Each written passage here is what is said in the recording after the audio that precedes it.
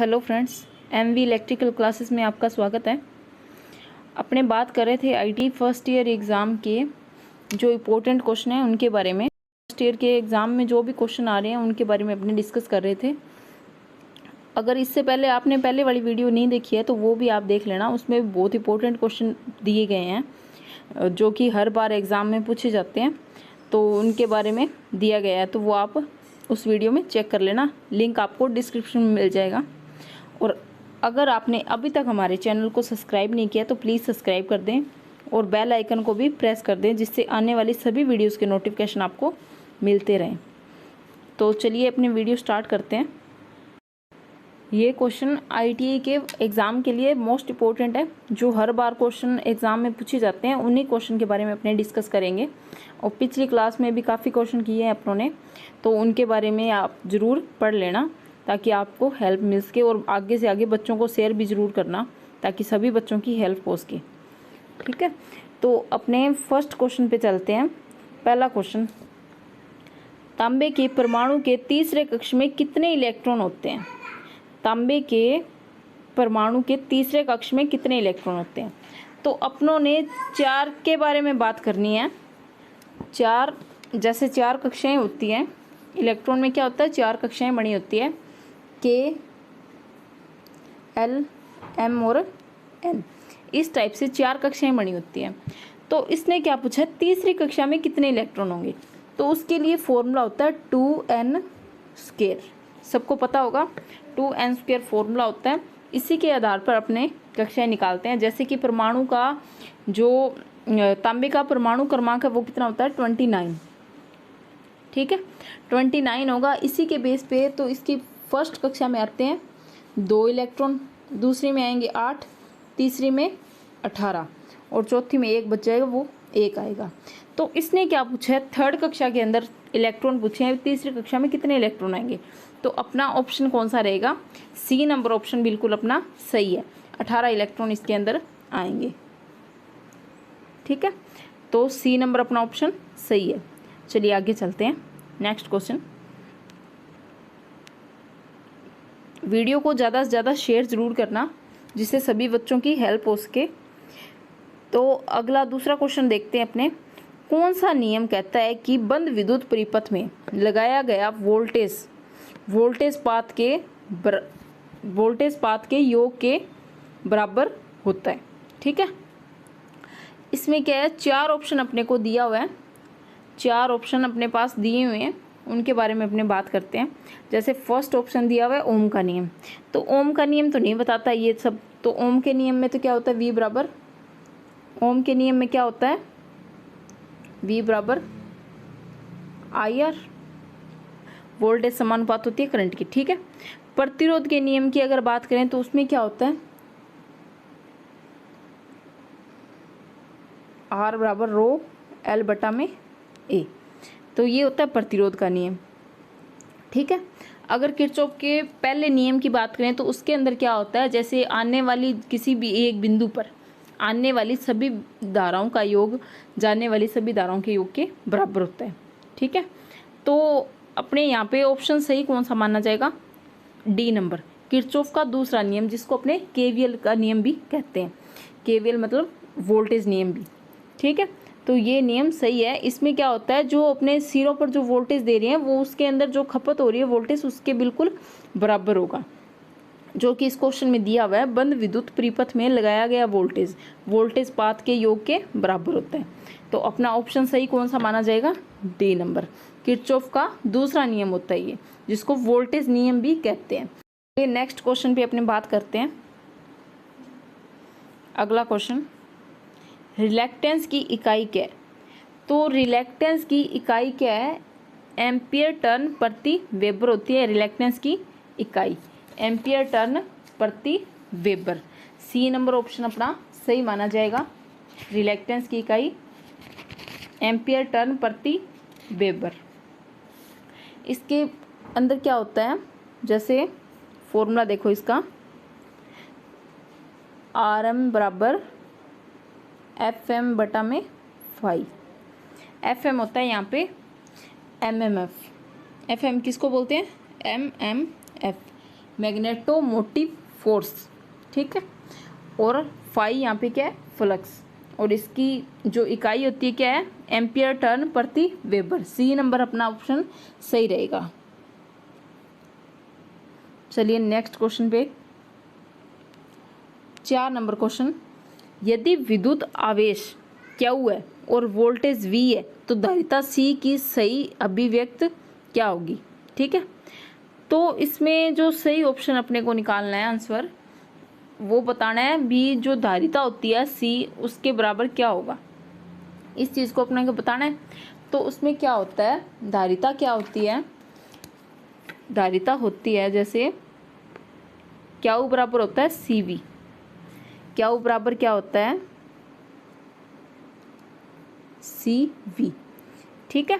Q क्या है यहाँ पे, आवेश, C धारिता और V वोल्टेज। तो इससे अपने को C के बराबर बताना है, C का मान, धारिता का मान क्या होगा।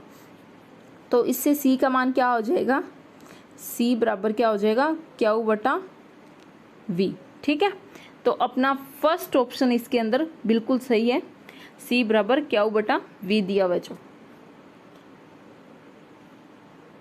तो इन तीनों के बीच में आपको संबंध पता लग गया होगा, Q बराबर क्या होता है, CB। चलिए नेक्स्ट क्वेश्चन।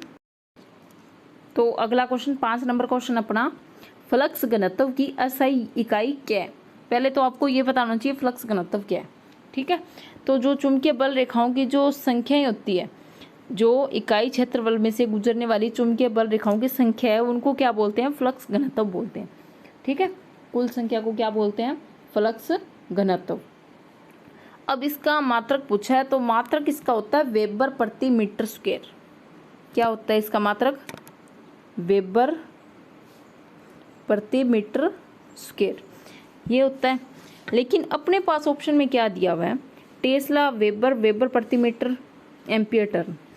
तो आपको ध्यान रखना है, ये तो इसका मात्रक है ही, वेबर प्रति मीटर स्क्वायर तो है ही इसका मात्रक, लेकिन इसके अलावा क्या होता है इसका मात्रक, टेस्ला, टेस्ला, ठीक है। टेस्ला होता है इसका मात्रक। तो आपको ध्यान रखना है, एक टेस्ला बराबर क्या होता है, 1 वेबर प्रति मीटर स्क्वायर, ठीक है। 1 टेस्ला बराबर वेबर प्रति मीटर स्क्वायर। किसी को नहीं पता है तो नोट कर लेना।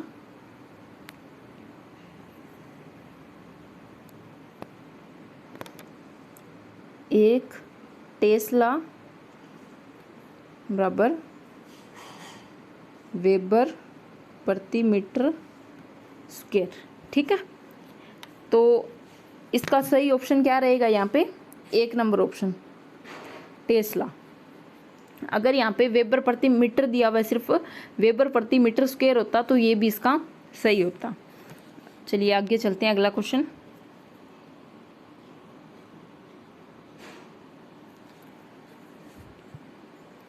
अगला क्वेश्चन है, कौन सी विद्युत मात्रा सीधी भंवर धारा के समानुपाती होती है, ठीक है।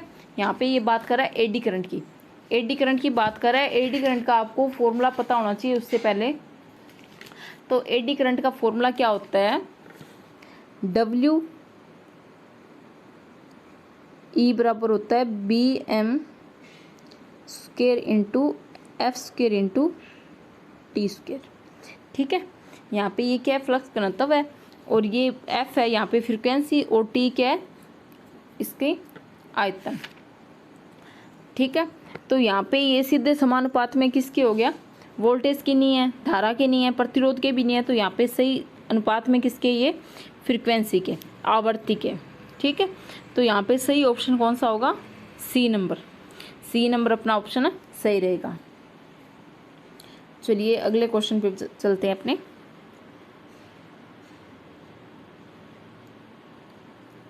यदि संधारित्र में प्लेटों की दूरी कम हो जाती है तो धारिता के मान में क्या परिवर्तन होगा। यदि प्लेटों के बीच की दूरी कम हो जाती है तो धारिता के मान में क्या परिवर्तन होगा। अब क्या होता है, जो प्लेटों के बीच की जो दूरी होती है उसके संधारित्र की धारिता क्या होती है, व्युत्क्रमानुपाती, धारिता क्या होती है, व्युत्क्रमानुपाती। तो यहाँ पे प्लेटों के बीच की दूरी कम हो रही है तो धारिता का मान क्या हो जाएगा, हमेशा बढ़ जाएगा। तो ये क्या होता है, विपरीत होता है इसके, व्युत्क्रमानुपाती। तो ऑप्शन अपना सही रहेगा डी नंबर। कौन सा रहेगा, डी नंबर ऑप्शन सही रहेगा। धारिता का मान यहाँ पे बढ़ जाएगा क्योंकि जो प्लेटों के बीच की दूरी होती है उसके व्युत्क्रमानुपाती होती है धारिता। तो अगला क्वेश्चन है अपना, अनुचुंबकीय पदार्थ कौन सा होता है।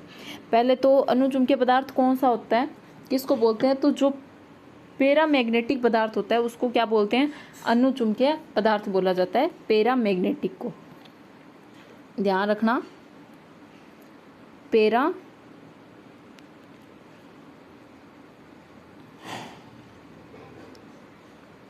पैरामैग्नेटिक जो पदार्थ होते हैं उनको क्या बोलते हैं, अनुचुंबकीय पदार्थ।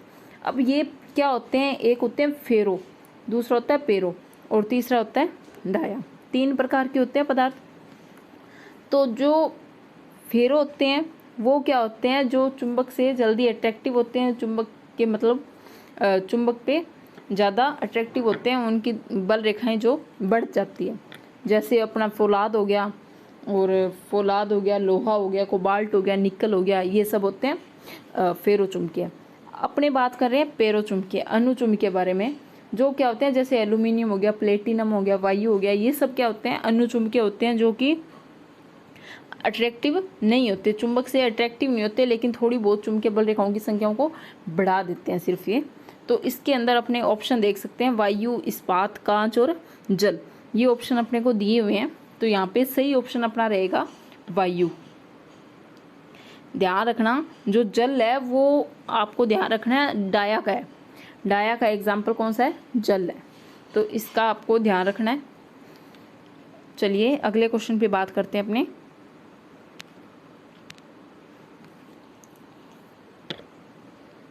वीडियो को लास्ट तक जरूर देखना, इससे आपको बहुत ज़्यादा हेल्प मिलेगी, जो ITI के अभी CBT एग्ज़ाम चल रहे हैं उनके लिए, ठीक है। तो चलिए अगले क्वेश्चन के बारे में अपने बात करते हैं। यदि घुमावों के बीच की दूरी बढ़ती है तो प्रेरण का प्रभाव क्या होता है। अगर जो टर्न होते हैं, सबसे पहले तो घुमाव का मतलब आपको पता होना चाहिए, यहाँ पे टर्न के बारे में ये बात कर रहे हैं, ठीक है। टर्न के बीच की जो दूरी बढ़ा दी जाए तो प्रेरण पर क्या प्रभाव पड़ेगा। तो हमेशा ध्यान रखना, प्रेरण क्या होगा, बढ़ेगा। इसके अंदर हमेशा प्रेरण क्या होगा, बढ़ेगा, ठीक है। चलिए अगले क्वेश्चन पे अपनी बात करते हैं। नेक्स्ट क्वेश्चन, एकल फेज AC परिपथ में कलांतर कितना होता है। अब जो सिंगल फेज होता है, सिंगल फेज परिपथ होता है, उसके अंदर जो फेज अंतर है वो कितना रखा जाता है। अब जैसे 3 फेज है तो 3 फेज के अंदर ध्यान रखना है आपने, 3 फेज के अंदर जो फेज अंतर है हमेशा होता है 120 डिग्री और सिंगल फेज के अंदर होता है 90 डिग्री। तो इन दोनों में आपको अच्छे से ध्यान रखना है, कंफ्यूज नहीं होना है। जो सिंगल फेज है उसमें तो होता है 90 डिग्री और जो 3 फेज है उसके अंदर 120 डिग्री का अंतर रखा जाता है, ठीक है। तो इसके अंदर सिंगल फेज की बात हो रही है तो सिंगल फेज में A नंबर अपना ऑप्शन सही रहेगा। चलिए अगला क्वेश्चन, अगला क्वेश्चन है, डेल्टा से जुड़े सिस्टम में लाइन करंट और फेज करंट के बीच क्या संबंध है। डेल्टा से जुड़े सिस्टम में लाइन करंट और फेज करंट के बीच में क्या संबंध है, ठीक है। अब क्या होता है, जो डेल्टा के अंदर लाइन करंट और फेज करंट के बारे में बात कर रहे हैं, तो इसके अंदर क्या संबंध होता है ये पूछा है।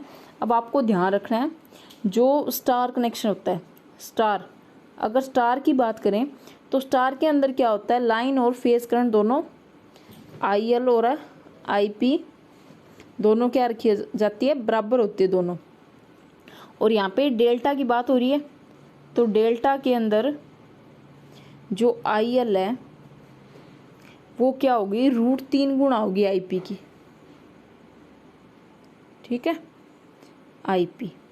तो ये वाला ऑप्शन आपको देखना है, IL बराबर √3 गुणा √3 IP। तो ये ऑप्शन है अपना C नंबर। तो C नंबर अपना सही रहेगा। ध्यान रखना, स्टार के अंदर IL और IP दोनों बराबर होते हैं और डेल्टा में क्या होता है, √3 गुणा होती है IL की, ठीक है। चलिए अगले क्वेश्चन पे अगला क्वेश्चन दिया हुआ है, फॉर्म फैक्टर का सूत्र क्या है। फॉर्म फैक्टर का सूत्र क्या है? तो फॉर्म फैक्टर का सूत्र जो क्या होता है, आरएमएस बटा में औसत मान।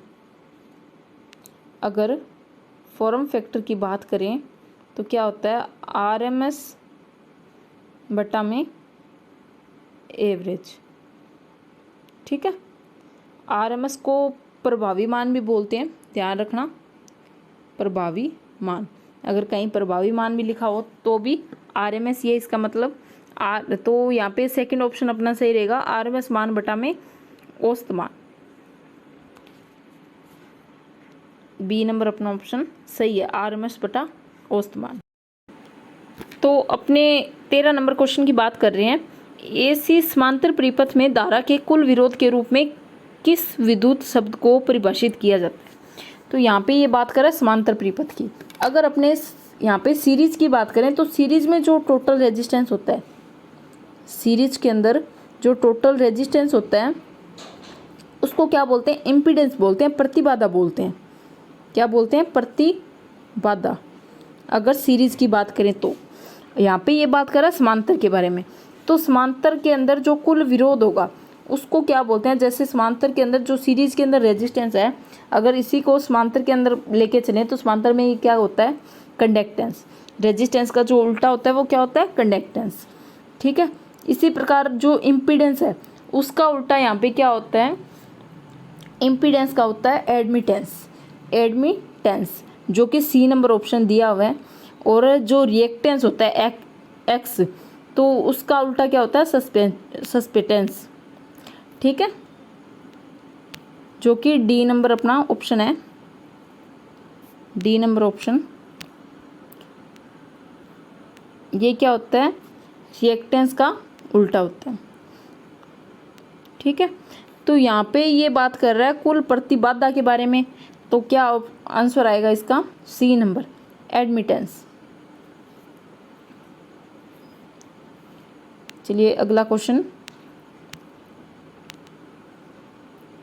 14 नंबर क्वेश्चन, ज्यावक्रीय एसी के लिए फॉर्म फैक्टर का मान क्या है।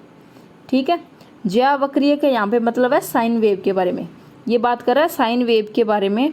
साइन वेव के अंदर फॉर्म फैक्टर का मान क्या है, तो फॉर्म फैक्टर का जो मान होता है हमेशा 1.11,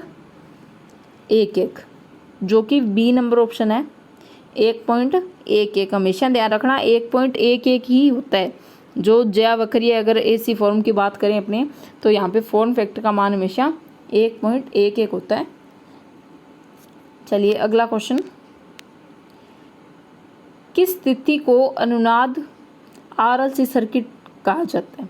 यहाँ पे ये रेजोनेंस सर्किट की बात कर रहे हैं, आरएलसी रेजोनेंस सर्किट की बात कर रहा है। रेजोनेंस सर्किट के अंदर क्या होता है, कौन सी सर्किट को अपने रेजोनेंस बोलेंगे, जिसके अंदर क्या होता है, एक्सएल और एक्ससी दोनों क्या होते हैं, बराबर होते हैं, उस सर्किट को क्या बोलते हैं, अनुनाद सर्किट बोलते हैं, रेजोनेंस सर्किट बोलते हैं। तो यहाँ पे ऑप्शन अपना देखो, ए नंबर में क्या दिया हुआ है, एक्सएल बड़ा दिया हुआ है एक्ससी से, बी में दिया हुआ है सी बड़ा एक्सएल से। ठीक है, तो जो सी नंबर ऑप्शन है वो अपना सही रहेगा, एक्सएल बराबर एक्ससी, क्योंकि अनुनाद सर्किट में दोनों क्या होते हैं, हमेशा बराबर होते हैं। तो यहाँ पे सी नंबर ऑप्शन अपना सही रहेगा। अगला क्वेश्चन, बैटरी की क्षमता कैसे बताई जाती है। जो बैटरी की क्षमता होती है वो कैसे दर्शाई जाती है, किस यूनिट के अंदर दर्शाई जाती है। तो यहाँ पे दिया हुआ ऑप्शन वोल्ट, वाट, वोल्ट एम्पियर, एम्पियर घंटा। तो इसका जो सही आंसर है वो क्या होता है, एम्पियर की क्षमता किस में होती है, बैटरी की क्षमता किस में होती है, एम्पियर घंटा के अंदर। डी नंबर ऑप्शन अपना सही है, एम्पियर घंटा, एम्पियर और बोलते हैं जिसको। अगला क्वेश्चन, उस दोष का नाम बताइए जिसके कारण द्वितीयक सेल में प्लेटें मुड़ जाती हैं। तो सेल में क्या होता है, कई प्रकार के दोष पाए जाते हैं, जैसे बकलिंग हो गया, स्थानीय क्रिया हो गया, सल्फेशन हो गया, इसके सेडिमेंटेशन हो गया, ये सारे दोष इसके अंदर होते हैं, कोरोजन हो गया। इस प्रकार दोष पाए जाते हैं अलग अलग प्रकार के। तो यहाँ पे इसने पूछा है भी कौन से दोष के अंदर प्लेटें मुड़ जाती है, बैटरी की क्या होती है, प्लेटें मुड़ जाती है तो वो दोष होता है बकलिंग दोष। बकलिंग दोष के अंदर क्या होता है, जो प्लेटें होती है वो क्या होती है, मुड़ जाती है। तो यहाँ पे सही आंसर रहेगा ए नंबर, बकलिंग दोष, जिसके कारण प्लेटें मुड़ जाती है। अगला क्वेश्चन, डिजिटल घड़ियों में कौन सा सेल प्रयोग किया जाता है? जो अपने डिजिटल घड़ी होती है वॉच, उसके अंदर जो सेल यूज़ होता है वो होता है मरकरी सेल।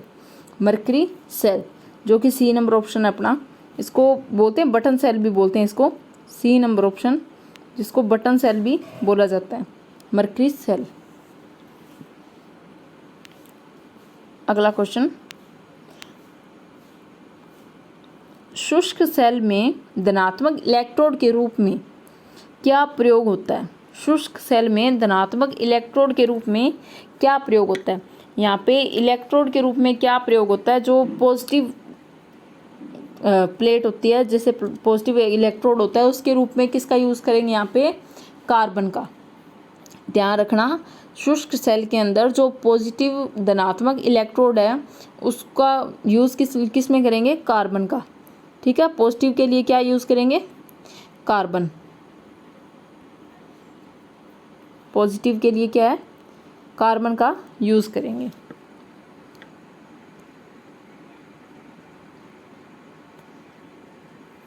अगला क्वेश्चन, एमसीबी का विस्तार क्या है? ये क्वेश्चन सभी को पता ही होगा। एमसीबी का विस्तार क्या है? तो एमसीबी का फुल फॉर्म पूछिए यहाँ पे, तो इसकी फुल फॉर्म होती है miniature circuit breaker. B number option सही है, ये तो सभी को पता ही होगा, मिनिएचर सर्किट ब्रेकर। बिल्कुल सिंपल सा क्वेश्चन है, मिनिएचर सर्किट ब्रेकर, जो कि एक सुरक्षा युक्ति है एक प्रकार से। ठीक है, तो ये थे अपने 20 क्वेश्चन, जो क्या है अपने आईटी सीबीटी एग्ज़ाम के लिए मोस्ट इम्पोर्टेंट क्वेश्चन है, जिनको आप ध्यान से पढ़ोगे तो काफ़ी हेल्प मिलेगी आपको एग्ज़ाम के लिए। ठीक है, बाकी अपने अगली क्लास में करेंगे। Thank you.